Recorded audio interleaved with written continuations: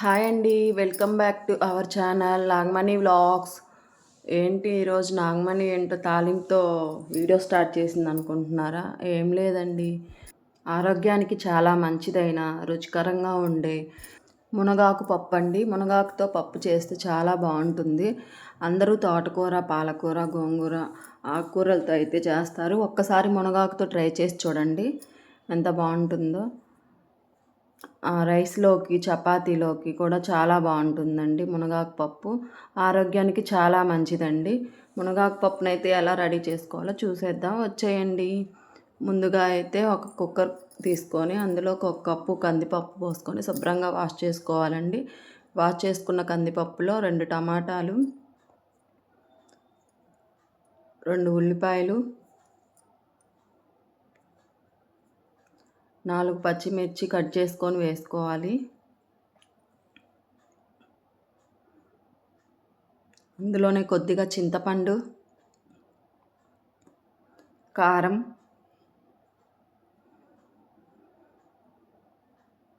తగినంత కారం, పచ్చిమిర్చి వేసాం కదండి, కొంచెం తక్కువగానే వేసుకోండి కారం, కొద్దిగా పసుపు,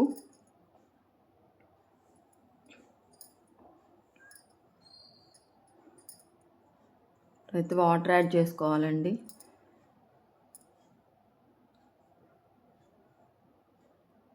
వాటర్ వేసుకున్న తర్వాత కొంచెం ఆయిల్ వేసుకోండి. ఆయిల్ వేస్తే పప్పు పైకి పొంగదండి, స్టవ్ నిండా అవ్వదు.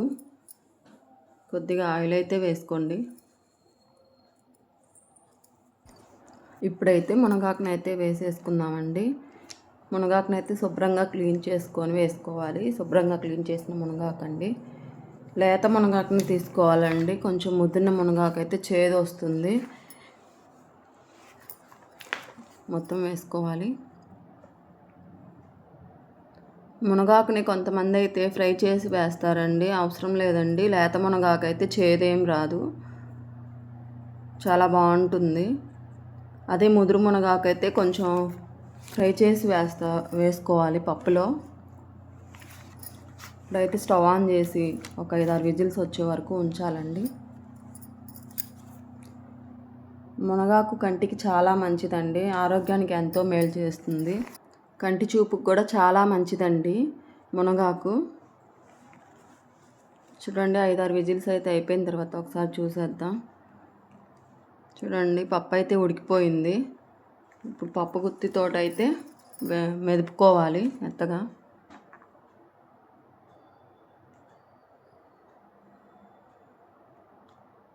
మెత్తగా మెదుపుకోవాలండి. కొద్దిగా ఉప్పునైతే వేసుకుందాం, సరిపడ ఉప్పు.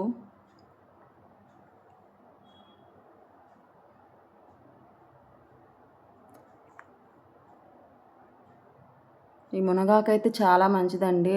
రైస్లోకి, చపాతీలోకి, దేంట్లోకైనా చాలా బాగుంటుంది. ఇప్పుడైతే ఈ పప్పుని తాలింపు వేసుకుందామండి. ఒక గిన్నె తీసుకొని అందులో కొద్దిగా ఆయిల్ వేసుకొని స్టవ్ ఆన్ చేసి ఆయిల్ని అయితే హీట్ అవ్వనివ్వాలి.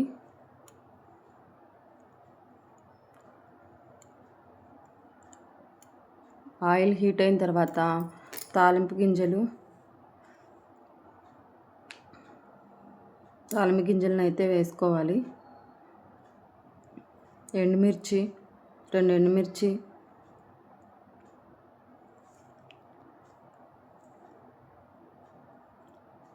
వెల్లుల్లిపాయలను అయితే దంచి వేసుకోవాలండి. స్మెల్ చాలా బాగుంటుంది, టేస్ట్ కూడా బాగుంటుంది వెల్లుల్లిపాయలు వేస్తే పప్పులో. కొద్దిగా కరివేపాకు వేసుకోవాలి. ఇవన్నీ కొద్దిగా ఫ్రై అవ్వనివ్వాలండి.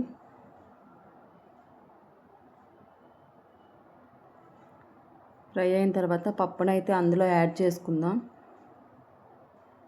తాలింపు మంచిగా ఫ్రై అయితే మంచి స్మెల్ వస్తుందండి.